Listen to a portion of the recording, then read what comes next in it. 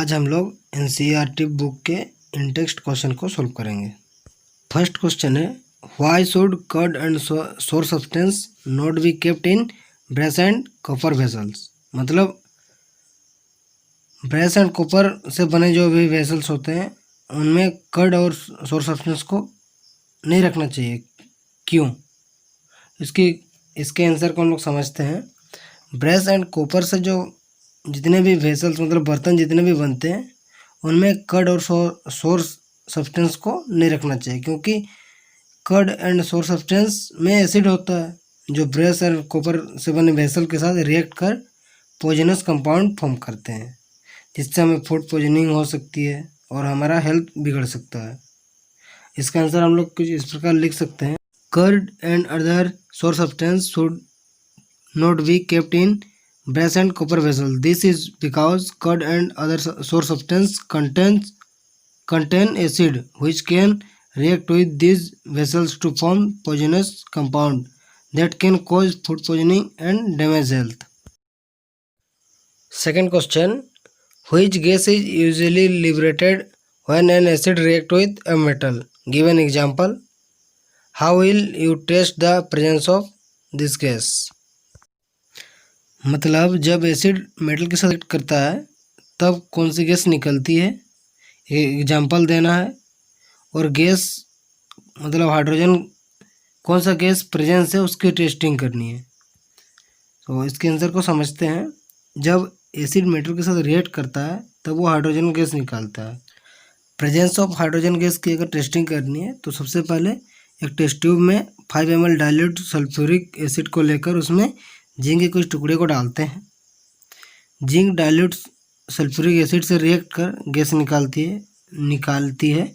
उस गैस को soap solution में पास करते हैं जिससे बबल्स बनते हैं। हम लोग जैसे ही बर्निंग कैंडल को बबल्स के सामने लाते हैं तो बबल्स बर्स्ट कर मतलब ब्लास्ट कर जाते हैं और पॉप साउंड के साथ जलने लगते हैं। इससे ये प्रूफ हो जाता है कि जो गैस निकलती है उस रिएक्शन में वो हाइड्रोजन गैस है। इसके आंसर को हम लोग कुछ इस प्रकार लिख सकते हैं, when a metal react with an acid usually hydrogen gas is liberated. Example, Zn plus H2SO4 gives ZnSO4 plus H2. Test for presence of hydrogen gas. The hydrogen gas evolved can be tested by passing the gas through soap solution and then bringing a burning candle near the soap bubbles filled with the gas. The soap bubbles burst and the hydrogen gas burn with a pop sound. Third question, why do HCl, HNO3 etc. show acidic character in aqueous solution while solution of compound like C2H5OH and glucose do not show acidic character? मतलब HCl, HNO3 आदि aqueous solution में acidic character show करते हैं, जबकि C2H5OH जो कि alcohol है and glucose जैसे सोल्यूशन एसिडिक करेक्टर शो नहीं करते। क्यों? तो इसके आंसर को हम लोग समझते हैं।